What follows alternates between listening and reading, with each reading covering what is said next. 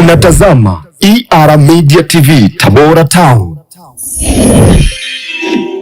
Ebana, ni kujuze tu kwamba siku zote nyota njema huwaga inaanzaga asubuhi na mapema, na siku ya leo ni kujuze kwamba nina habari njema kukufikia wewe kokote kule ambako kuliko. Nikwambie kwamba kabla ya yote na kukujuza habari njema ambayo niko nayo katika siku hii hapa ya leo, nikwambie kwamba chaneli yako bora kabisa ama kituo chako cha matangazo ambacho kinakuletea matangazo moja kwa moja kukufikia wewe kokote kule uliko kinaitwa ER Media TV.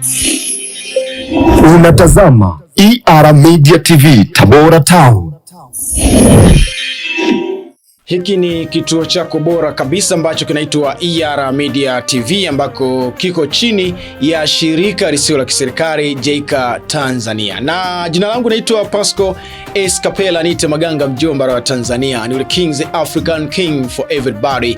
Na niko na mgeni hapa, atajitambulisha majina yake na atatuambia kitu gani ambacho kimemleta. Sijahitaji ni kitambulishe kitu gani ambacho kimemleta kwa sababu anakuambia kwamba siku zote mgeni waga anakujaga alafu mwenyeji anapona. Karibu sana. Asante sana, nimekaribia. Bismillahirrahmanirrahim. Namshukuru Mwenyezi Mungu mwingi wa rehema ambaye ametujalia kufika siku ya leo, mwenye kurehemu. Kwa majina naitwa Idrisa Adam Huseni Kirahinda, ni mzaliwa wa Kigoma vijijini.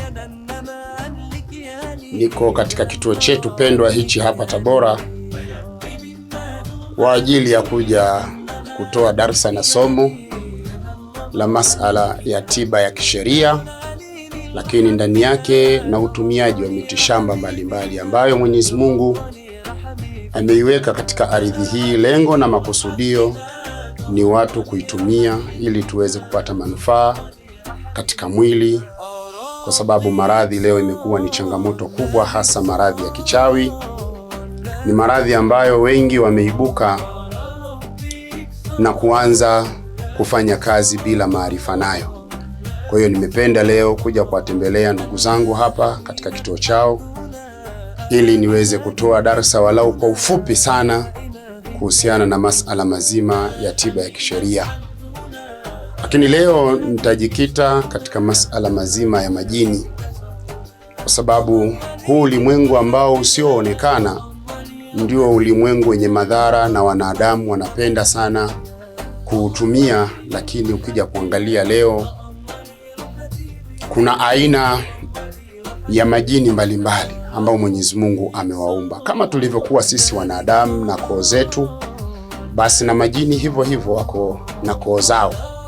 Sasa katika wale majini napenda nigusie aina moja ya majini ambayo ni aljinnu al-ashiqun. Aljinnu al-ashiq, kwa Kiswahili wanasema ni jini mahaba. Kwa nini tunapenda kumuongelea huyu jini?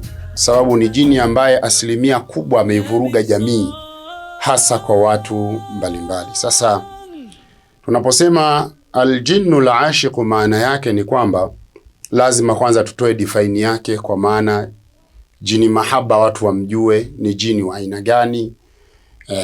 Lakini leo kwa kuwa ndio utangulizi wa kuja kutembea katika redio yetu, kituo chetu hichi pendwa, basi tutatoa walau ni vitu gani ambavyo au ni sababu gani ambazo zinazopelekea huyu jini mahaba kuingia katika mwili wa mwanadamu. Define ya aljinnu al-ashiq, jini mahaba, wanasema Waarabu, huwa naw'un min aljani yatasallatu ala al-insani bisabab al-i'jabi wal-mahabbati. Waarabu au ahlul ilmi, wanachuoni, wanasema kwamba jini mahaba ni aina ya miongoni mwa majini ambao wanaingia kwenye mwili wa mwanadamu kwa kuvamia. Kwa maana kulazimisha, bisababil ijabi wal mahabbati. Lakini vile vile lengo la kuingia katika mwili wa mwanadamu kwanza ni kuvutiwa naye huyo mwanadamu, lakini kuna upendo. Na hapa niwaambie watazamaji, jini mahaba anaweza akawa ni wa kike na jini mahaba anaweza akawa ni wa kiume. Kwa hiyo inategemeana na ambaye aliyepatwa na jini huyu, kwa sababu kama jinsi unavyoona wanadamu tunavyopendana, kwamba huyu atampenda huyu, mwanaume atampenda mwanamke na mwanamke atampenda mwanaume, basi na jini mahaba na yeye vile vile wanakuwa hivyo hivyo, kwamba wanaweza akiwa ni wa kike anampenda mwanaume, na akiwa ni mwanaume anampenda mwanamke. Unatazama ER Media TV Tabora Town. Naam Sheikh, nimekusikia jinsi ambavyo ulivyoelezea na jinsi ambavyo ulivyojitambulisha na kueleza mada ambayo umetuletea katika siku hii hapa ya leo. Lakini kwanza ningependa kumshirikisha huyu msikilizaji na mtazamaji ambaye anatutazama moja kwa moja kupitia ER Media. Tengeneza swali ambalo unahitaji kumuuliza Sheikh hapo chini. Hapo utaona kuna sehemu imeandikwa comment. Andika swali au maoni yako kuhusiana na hiki ambacho unachokwenda kukisikia au ulichokisikia tangu tumeanza kufungua kipindi chetu. Sasa Sheikh, kuna kitu ambacho mimi nataka kufahamu. Ni kitu gani ambacho kinachomsababisha haswa huyu jini kuweza kuingia katika mwili wa mwanadamu? Ndugu mtangazaji, ni kweli swali hilo ni la msingi na linahitaji watazamaji wajue kwamba ni mambo gani ambayo yanapelekea jini huyu kuingia kwenye mwili wa mwanadamu. Asbabul awwalu, sababu ya kwanza kabisa ambayo jini huyu inaweza ikawa ina mchango mkubwa kuingia kwa mwanadamu, anasema kashful aurati amama almirati duna dhikri llahi ta'ala. Hii ni sababu ambayo ni mojawapo kwamba ni kuacha wazi tupu kwa yule mwanadamu. Kina baba, wakina mama wakiwa chumbani, wale ambao wanapenda kuacha wazi tupu zao mbele ya kioo bila kutaja jina la nani? La Allah subhanahu wa ta'ala. Hii ni moja ya sababu, na hapa lazima niwakumbushe wale ambao tunaopenda kukaa ndani, hasa akina mama. Kina mama na akina baba ambao mnaopenda kukaa ndani mkiwa wenyewe, mkiwa tupu wazi kabisa, kwa maana hamjavaa nguo, ile kwenda na kurudi chumbani, sebleni. Hii ni moja ya sababu ambayo inaweza ikapelekea jini yule kukupenda, kwa sababu moja ya majini ambao tunaishi nao majumbani kwetu ni amirul bait. Huyu ni jini naye tunaishi naye nyumbani. Sasa lazima tuwe makini tunapokuwa katika zile faragha zetu, kwa maana unataka kubadilisha nguo, unataka kuvaa labda nguo nyepesi, kumbuka kutaja jina la Mwenyezi Mungu Subhanahu wa Ta'ala kwa uchache, bismillah. Hii ni moja ya sababu ambayo inaweza ikapelekea mtu kupatwa na jini mahaba. Lakini sababu ya pili ni mwanadamu dukhulul khalai, ni kuingia chooni. Wanajua Waislamu lilistihmami duna qiraati at-tasmia, ni kuingia chooni kwa ajili ya kuoga bila kutaja jina la Allah. Na ndio maana Mtume Muhammad sallallahu alaihi wasallam ametupa mafundisho kwamba tunapoingia chooni kwanza tuingie na mguu gani, na tunapotoka tutoke na mguu gani. Lakini kwa uchache, unapoingia chooni bila kujiwekeza au bila kuweka ulinzi wa Allah subhanahu wa ta'ala, basi jua jini huyu anakuhusu wewe kuingia, kwa sababu pale mwili unakuwa wazi, na chooni ni eneo na makazi ya majini wale wachafu. Ndio maana tumefundishwa kusoma dua. Kwa hiyo unapoingia chooni lazima uwe makini, lazima uwe makini. Lakini sababu nyingine ambayo ni sababu ya wanandoa, jima'u rajuli ahlahu duna dhikrillahi, ni mwanamume kufanya tendo la ndoa au mwanamke kufanya tendo la ndoa wakiwa faragha na mume wake au na mwenza wake ambaye aliyemuoa, basi bila kutaja jina la Mwenyezi Mungu, sababu na yule jini naye anaona zile furugu pale. Kwa hiyo itapelekea kuvutiwa, kwa sababu tumeshaambiwa huyu ni jini ambaye anaingia kazi yake kubwa ni masala ya upendo. Ndio maana tutakuja kuona mbele katika vipindi vijavyo tutakapokuwa tukipata fursa na afya njema biidhnillah, kwa idhini yake Mungu, tutakuja kuona vitu gani ambavyo huyu jini mahaba anapoingia katika mwili wa mwanaume au mwili wa mwanamke anasababisha vitu gani. Kwa hiyo hizi ni miongoni mwa sababu za msingi za mwanzoni kabisa, ni pale ambapo mtu anapokuwa yuko faragha, hasa katika tendo la ndoa, basi akasahau kumtaja Mwenyezi Mungu Subhanahu wa Ta'ala, kwa sababu unajua tendo la ndoa ni ibada na linatakana liende kama jinsi Allah alivyoamrisha. Kwa hiyo hizi ni sababu ambazo za mwanzoni kabisa ambazo zinaweza zikapelekea mtu kupatwa na jini mahaba. Lakini sababu nyingine, an-naumu fi makanin wahdahu munfaridan fi baiti mudhlimi, ni mja au mwanadamu kulala sehemu ya peke yake, tena sehemu ile ya giza. Kuna watu ambao huwa wanapenda kulala peke yao, kwa maana ya chumbani na yuko giza muda wote. Hii inaweza ikapelekea kuleta mawazo na yule jini kuanza kufikiria majambo na kupelekea wewe kupendwa. Sasa anapoingia yule jini, kumbuka anaingia na uchawi na kuja kubadilisha zile neva za mwili. Kibiolojia unaanza kuonyesha tabia ambazo zilikuwa sio zile ulizozaliwa nazo.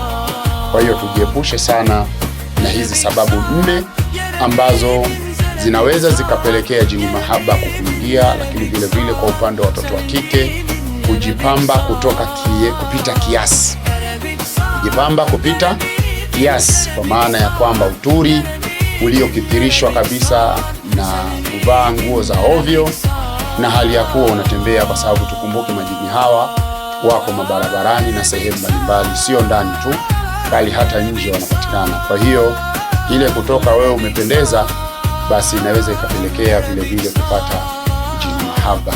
Sasa anapoingia katika mwili, ndiyo vurugu zinaanza na harakati mbalimbali zinaanza, zile ambazo zinaweza zikakufelisha katika swala zima la maisha. Kwa hiyo hii ni sababu mojawapo ambayo kila mmoja aweze kuzichukua na kuziepuka ili asiweze kupata usumbufu wa aina yoyote. Unatazama ER Media TV Tabora Town. Hakika somo lako limekuwa lina upana kwa aina yake. Baadhi ya watu ambao walikuwa hawaelewi wameshaanza kuelewa zaidi, na kitu kingine ambacho unapaswa kuelewa kwamba shekhe anatoa elimu kubwa ambayo amekuja nayo kwa ajili ya faida ya ulimwengu na kizazi kijacho. Kwa hiyo basi na wewe kama unamsikiliza, hakikisha unakuwa makini sana kuweza kuelewa. Usiishie tu kusikiliza, kwa sababu ukiishia tu kusikiliza, baadaye vizazi na vizazi vitakosa hekima na maneno mazuri ya kuwaambia watoto wao, hasa hii mada ambayo ameieleza shekhe hapa. Wakati tukiendelea kumsikiliza shekhe, ningependa kukuambia kitu kimoja ili uendelee kuwa familia katika hiko ambacho unachokitazama. Fanya kitu kimoja, ER Media hapo chini kuna neno limeandikwa subscribe. Ukilibonyeza hilo neno subscribe, utakuwa ni moja kati ya watu ambao mtakuwa mkipokea taarifa zetu kila wakati, na mtakuwa mkitani on notification kwa ajili ya kupokea taarifa mpya kila wakati. Nikukumbushe tu tena, hii ni ER Media TV ambayo iko chini ya JICA. JICA ni shirika lisilo la kiserikali ambalo linafanya kazi ya kuweza kuhakikisha naibua ndoto, vipaji pamoja na vitu vingi ikiwemo ujasiriamali na kufichua mambo ambayo yamefichwa ambayo yana faida kwa ajili ya kizazi hiki na kizazi kijacho. Sasa shehe, ningependa kufahamu sasa, baada ya kuwa jini huyu mahaba amekwisha kuingia katika mwili wa mwanadamu, ni dalili gani zinaanza kutokea? Akizihisi hizo dalili, ajue kabisa hapa kuna chembe chembe za jini mahaba. Jini mahaba anapokuwa ameingia kwenye mwili wa mwanadamu, tukumbuke ni lazima aweke ufalme wake, kwa sababu yule ameingia kwa sababu ya lengo fulani. Kwa ni lazima lile lengo lianze kutimia. Sasa wanasema wayusabibu hadha as-sihru, baada ya jini mahaba kuwa ameingia, basi huu tayari unakuwa ni uchawi. Na uchawi huu husababishwa kwanza uharibifu, inasababisha atatila. Nini? Uharibifu, mambo yanakuwa hayaendi. Kuna watu ambao wamesoma mashallah, wana vyeti, lakini kila wakienda maofisini mambo yanakwama, hawajibiwi. Lakini vile vile mtu anaweza akaanzisha biashara yake ikakwama, haiendi kwa sababu jini yuko eneo lile. Kwa hiyo jini mahaba sio tu mambo ya mapenzi na mambo ya kupenda, bali hata kuharibu mipango. Mipango inavurugika kila siku ambayo unayoipanga, na sio tu kuvurugika, mpaka kuziwiliwa ile mipango. Kwa hiyo utakuta mambo mengi yanakusonga mawazo na vitu kama hivyo, na ukija kugundua kwamba wakati mwingine usimgundue moja kwa moja kwamba ni yeye. Lakini pili katika jambo hili, walbaghdha, chuki. Jini mahaba anakuja kutengeneza chuki ya familia, na hasa kwa yule ambaye, hasa kwa mke, kwamba kwa mfano mwanaume ndo amelipata jini mahaba la kike, haliwezi kuvumilia kuona kuna mwanamke mwingine ambaye anaenjoy na mpenzi wake, kwa maana na yule mwenza wake wa karibu. Kwa hiyo pale mume ataanza kugombana, ataanza kurushiana maneno machafu, ndoa itaanza kutetereka, mambo yatakuwa ya hovyo, baba hamuelewi mama wala mama hamuelewi nani? Baba. Na vile vile wakati mwingine mwanaume anaweza akawa yuko kazini akamkumbuka sana mke wake sana, na akawa anatamani akutane naye, lakini kile kitendo cha kufika ndani, na kwa kuwa jini mahaba yuko kwenye mwili wa baba, basi tafurani na ule upendo unabadilika, inakuwa ni chuki ndani ya ndoa. Kwa hiyo hizi ni miongoni mwa sababu chache sana ambazo zinaweza zikapelekea kuathiri mwili wa mwanadamu. Lakini sababu nyingine ni kumziwia mwanaume na tendo la ndoa, kwa sababu wengi wao wanaweza wakawa wanatumia dawa mbalimbali kwa ajili labda ya mimi bwana nguvu za kiume sina, mimi bwana hivi. Lakini niwaambieni kwamba jini mahaba ana asilimia kubwa endapo anapokuwa kweli ameingia kwa wivu, kwa sababu moja ya sifa ya jini mahaba ni wivu, kama jinsi alivyokuwa nao mwanadamu. Kwa hiyo anapokuwa na wivu, na wivu uliopitiliza moja kwa moja, basi mwanaume anaziwiliwa. Basi mkuu wa wilaya anakuwa hafanyi kazi, na wala hata kusimama kwake hawezi kusimama. Lakini mtu huyu anapokuwa katika zile njozi zake, anaota usiku, basi yeye ndo anakuwa ni mwanaume kweli kweli, anafanya vurugu kitandani pale, lakini akiwa uraiani macho, wallahi zile nguvu zinapotea. Kwa hiyo hizi ni miongoni mwa athari za jini mahaba. Lakini kwa mtoto wa kike, anawekewa maumivu makali kana kwamba ana fangasi au ana PID, sehemu za siri, au ana maradhi, changamoto yale ya kibiolojia. Kumbe ukija kuyakagua vizuri maradhi yale ni visababishi, lakini mheshimiwa anakuwa yuko eneo lile la tukio, na anasababisha kuziweka zile neva, sehemu mbalimbali za mishipa katika mwili wa mwanadamu kuwa katika hali ya kuvurugika, kwa sababu ili uweze kupata raha na uzuri zaidi katika tendo la ndoa, basi mwili wako uwe sawa, neva za mwili ziwe vizuri, mwili wako uwe na afya iliyokuwa nzuri. Lakini tunaposema neva, kwa sababu Mtume wetu Muhammad sallallahu anasema shaitani anapita katika mishipa ya mwanadamu, majiri ya dami. Kwa hiyo ana uwezo wa kubadilisha system. Kwa hiyo wakati mwingine mwanamke anaweza akawa ni mkavu zaidi, au anaweza akawa ni mwenye kutoa maji mengi sana, au anaweza akawa ni mwenye maumivu makubwa. Hii yote ni kazi ya jini mahaba. Huyu anapoingia, basi huyu anasababisha vitu kama hivyo. Kwa hiyo ndugu watazamaji na wale wasikilizaji wa chaneli yetu hii pendwa, tunaomba kufuatilia vipindi vyetu hivi ambavyo vitakapokuwa vikirushwa mara kwa mara katika chaneli yetu. Lakini vile vile tumuombe Mwenyezi Mungu atuepushe, kwa sababu jini mahaba anavuruga system, na tutakuja kuona ni namna gani tunaweza tukajiepusha naye. Lakini vipindi vyetu vitakavyokuja kwa idhini yake Allah na utukufu wake, tutakuwa tuna darasa zetu ambazo zinaendelea na mambo maradhi ya kibiolojia, lakini katika lugha ya Kiarabu. na maradhi haya ya kichawi kwa maana ya kiroho katika lugha ya Kiarabu, lakini vile vile tutakuja kuhadithia ni namna gani unaweza ukajipigia ramli wewe mwenyewe bila kuambiwa uongo na hawa ndugu zetu, sababu leo imekuwa najua mwanadamu anaporogwa basi zile seli na neva za mwili zinatoa ishara pale ambapo mtu anapokuwa amelala. Sasa ni namna gani unaweza ukajipigia ramli wewe mwenyewe na ukajitambua kwamba mimi nina maradhi ya aina gani? Hili ni somo ambalo linalokuja kama mkao wa kula, na mara kwa mara huo unapenda kukagua chaneli yetu na uone kama jinsi watangazaji wanavyosema hapa, kufuatilia ni jambo la muhimu. Kwa badala yake ndio maana unaona ukienda hospitali zote za Tanzania na nje ya Tanzania, mathalan labda hospitali yetu ya mkoa wa Kitete pale Tabora Manispaa, kwamba ukienda daktari hana haja ya kuhisi kwamba unaumwa nini, lazima atakuuliza maswali, na yale maswali ndio yanayojenga hoja ya nini uende maabara ukapime. Sasa na sisi tuna maswali yetu, takriban maswali 50, tutayabainisha hapa kwamba katika yale maswali, mmoja ya maswali ukiwa nayo zaidi ya 3 au 4, basi jua wewe utakuwa umesibiwa na uchawi. Kwa hiyo badala ya kwanza kuambiwa uongo kwamba fulani ndo amekuroga, mara mama yako ndo hivi, mara nani, huu ni uongo uliokithiri, kwa sababu ni kweli njia zinazotumika Mtume wetu Muhammad sallallahu alaihi wasallam hajazielekeza na wala hakuna dalili za wazi.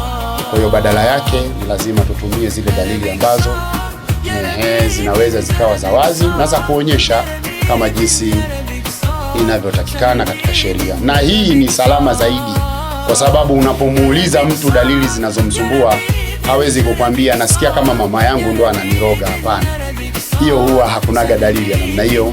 Na niwagusie tu kwa kionjo moja ya dalili ambazo tunauliza ili ujijue kwamba umesibiwa na uchawi.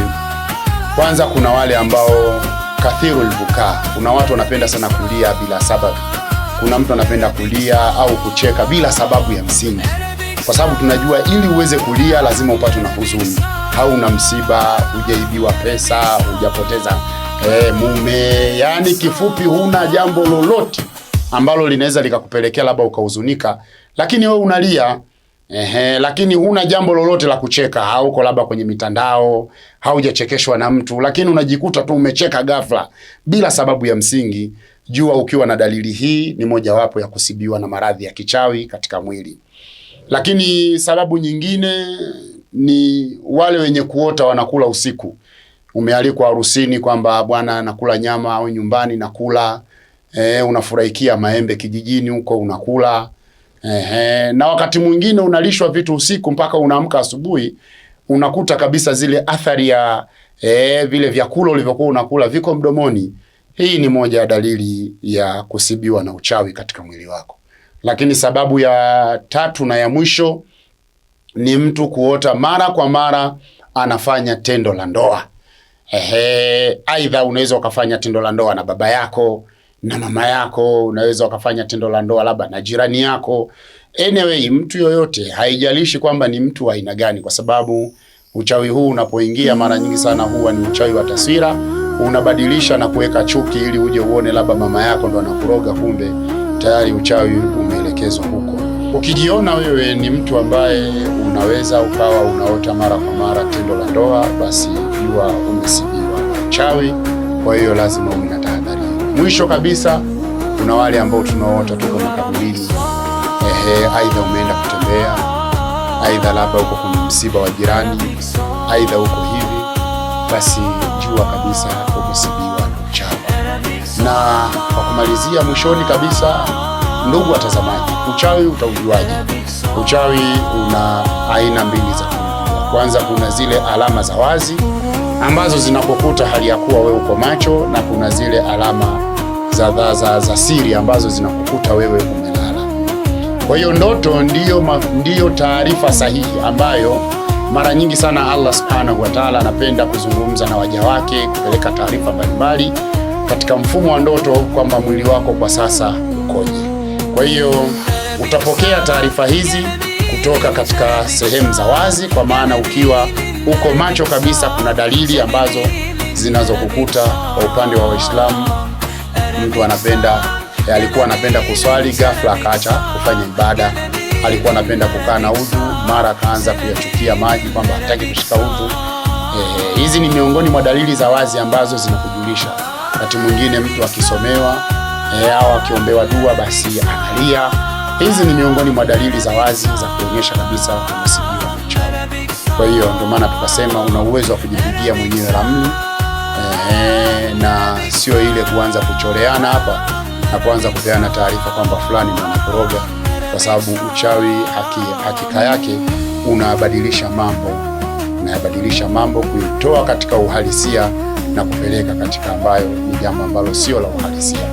Ndio maana utaona mtu ambaye aliyesibiwa na maradhi ya kichawi, hasa kwa wale wanadada ambao walikuwa wanatafutwa na wanaume, hawakubali, labda uchumba zinaenda pale hazikubaliki, ila kwa kuwa sasa kapigwa na jini vipande, nyinyi mnaita basi mwanadada yule anabadilika na anaanza kumpenda yule mwanaume. Lakini kiuhalisia, mwanzoni kabisa akili yake ilikuwa haitaki hata kusikia hilo jambo, na wala ilikuwa haitaki kabisa kumsikia yule mwanaume, ila kwa kuwa sasa ameshasibiwa na ametetiwa, basi anapenda kwa lazima, kwa sababu mfumo wa neva wa akili yake umekamatiliwa na kipande kile kinabadilisha hali ya mwili na inaenda katika hali nyingine. Kwa hiyo wewe mwanadada na wewe mwanakaka, ukijiona kuna mtu ulikuwa humpendi kiuhalisia, kwa maana alitaka labda kuoe, alitaka labda mwenae karibu, lakini ikaonekana kwamba ulikuwa haumpendi ile kuwa naye kwa maana ya faragha, kwa maana ya kumuoa, basi ghafla ukajikuta umeanza sasa ndio mapenzi yote yako kule, basi jua wewe hauko katika hali ya usalama. Na saa zingine mtu akipigwa hivyo na vitendo anavyofanywa vya ovyo, lakini bado anaendelea kukaa lile eneo na anakuambia, bwana nitafanya nini bwana, hawa ndo watoto 2000 wanafanya kwa hivi. Kwa hizi zote ni miongoni mwa dalili za nini? Ni dalili za uchawi. Unatazama ER Media TV Tabora Town. Shekhe ameongea vitu vingi vizuri ambavyo vimekuwa darasa kwetu sisi. Naona bwana, sisi tutakuwa ni watu ambao tutakaopeleka darasa hili kwa watu wengine ambao bado hawajawa na somo kama hili.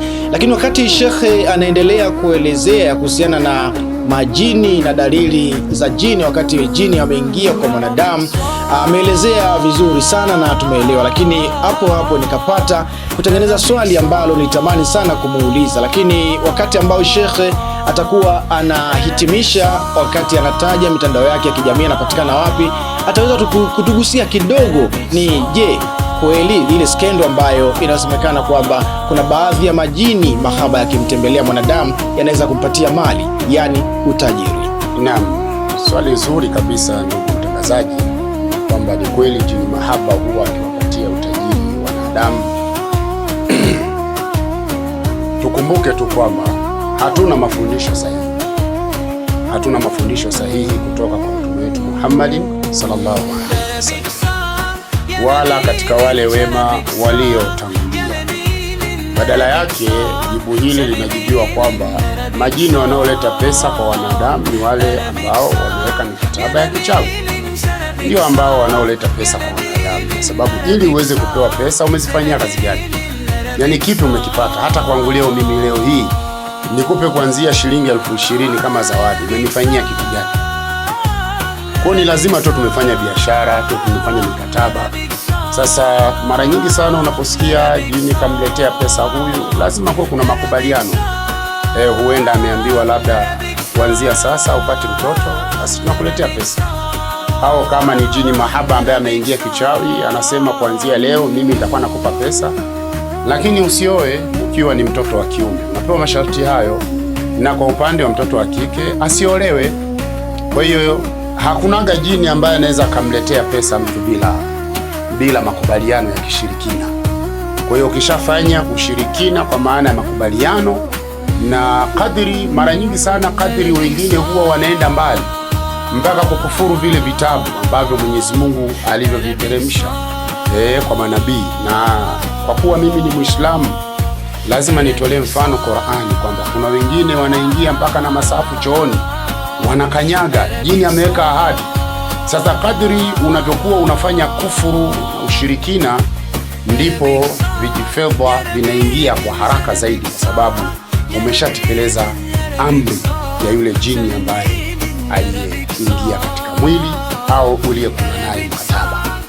Uliyefunga naye mkataba ndiyo ambaye anaweza kukuletea zile pesa. Ama hawa majini mahaba ambao sisi tunawahadithia hapa, huyu anapoingia moja kwa moja kwa mwanadamu, anaingia na uharibifu, anaingia na kuyavuruga mambo na kubadilisha system za maisha za watu. Kwa hiyo ndugu mtangazaji, nikwambie tu, skendo za majini kuwapa watu pesa, basi shekhe, kaa naye vizuri huyo anayepewa pesa na majini, umuulize kwa kina kwamba je, pesa hizo amepewa kwa sababu gani? Na kama amepewa tu bure bure shekhe, basi after 10 years atakuja kutumikia, na kama sio yeye basi kizazi chake kinaweza kikawa katika uadui mkubwa na hao mashaitani. Lakini tuangalie hata wale ambao wenye pesa hizo, mara nyingi huwa wanaishia hapa baya, kwa sababu ni pesa ambazo zinakuwa na masharti mengi. Sasa ni binafsi yangu mimi nipate shilingi 10,000 ambao na uwezo wa kuitumia katika mambo yangu mengi ya halali. Uwezo kwa una pesa humsaidii mama yako mzazi, huisaidii familia yako. Wengine hata Maka hawaendi, mtu ana trilioni 1 lakini mpaka leo habari za Maka hawezi kwenda kuhiji Maka kwa sababu ahadi aliyochukua ni ya kichawi. Kwa hiyo ndio maana tunasema hakunaga pesa za bure. Unatazama ER Media TV Tabora Town. Naam, kama jinsi tulivyoanza kwa kujitambulisha, basi tunamaliza kwa kujitambulisha katika mitandao ya kijamii. YouTube, kienda katika chaneli yetu au chaneli yangu, basi upatikana kwa jina la Idrisa Adam Kirahinda, lakini vile vile TikTok jina hilo linapatikana pamoja na Facebook. Lakini vile vile kwa hapa Tabora mimi napatikana Tetemini pale, ukija basi kilomita 5 kutoka mjini kuja Tetemia pale Masjidul Qudsi Tetemia. Lakini vile vile niwaambie wadau, Masjidul Qudsi ni miongoni mwa misikiti ambayo imeanzishwa bora zaidi, ambayo iko pembeni ya mji kidogo kilomita 5, lakini ndiyo msikiti ambao kwa sasa una viongozi imara. Kwa hiyo tunawaomba wadau mbalimbali wafike eneo lile kwa ajili ya kuupa ule msikiti wetu, ili waumini waweze kufanya ibada katika hali ya utulivu na amani. Na sisi hatutaki pesa. Kama kuna mtu labda anadai labda tumnanilii atutumie pesa, hapana. Ni bora utume wakilishi wako waje wapaue msikiti, basi wakimaliza watuachie msikiti, sisi tuendeleze harakati zetu za kusomesha dini, za kufanya ibada. Lakini kwa wale ambao watakopenda kunitafuta, namba zangu ni 06 79 10 49 95. Kwa swali lolote, kwa mambo yoyote ya kidini, mambo ya maradhi, na kuhusia maradhi ya hospitali, hasa yale ambayo yanayotibika. Kama unaenda kutibiwa hospitali malaria, basi kwa idhini yake Allah na uwezo wa kukusaidia katika swala la malaria, UTI, typhoid na vitu vingine. Lakini vile vile maradhi ya hospitali kama vile wengine wenye changamoto za bawasiri na mambo mengine, haya yote tunayashughulikia na tunayatibu kwa idhini yake nani? Allah subhanahu wa ta'ala. Lakini kwa maradhi ya kichawi, mashaitani, kuna watu ambao wamerogwa miaka na miaka, ni watu ambao wanasumbuka. Unajua uchawi hautolewi kwa siku 2.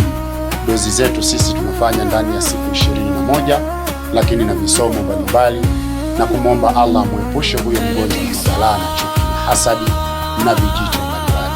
Kwa hiyo namba zetu za simu ndio hizo. Lakini kwa wale ambao wanaopenda kutumia mtandao wa Vodacom, namba yangu ni 07 63 49 56 98. Ukija Tabora Manispaa, basi ukifika stendi mpya pale unamwambia nipeleke bodaboda yoyote, unamwambia tunipeleke, au unachukua usafiri nipeleke Tetemini pale barabarani juu la Mtemi. Ukifika pale piga simu, utakuja kuchukuliwa kwa haraka. Wabillahi tawfiq, wassalamu alaikum wa rahmatullahi wa barakatuh. Unatazama ER Media TV Tabora Town. Ndiyo mtazamaji, kokote ambako unako nisikiliza, nikwambie tu kwamba kila lenye mwanzo halikosi kuwa na mwisho. Tulianza vile tunamaliza hivi, na Shekhe amekwisha kueleza jinsi ambavyo unavyoweza kumpata katika mitandao yake ya kijamii. Ni vizuri zaidi. Unatazama ER Media TV Tabora Town. Ni pia nikwambie kwamba ER Media tunapatikana kwenye mitandao yote ya kijamii, tukianzia na YouTube, Facebook, Instagram, mtandao wa X, Twitter zamani tunapatikana kwa jina la ER Media. Unaweza kutupata huko vizuri zaidi, lakini ukiingia na pale YouTube usisahau kusubscribe. Ulikuwa nami, jina langu naitwa Pasco Escapela au niiteni Maganga Mjomba, jomba la Watanzania. Hadi wakati mwingine, bye bye.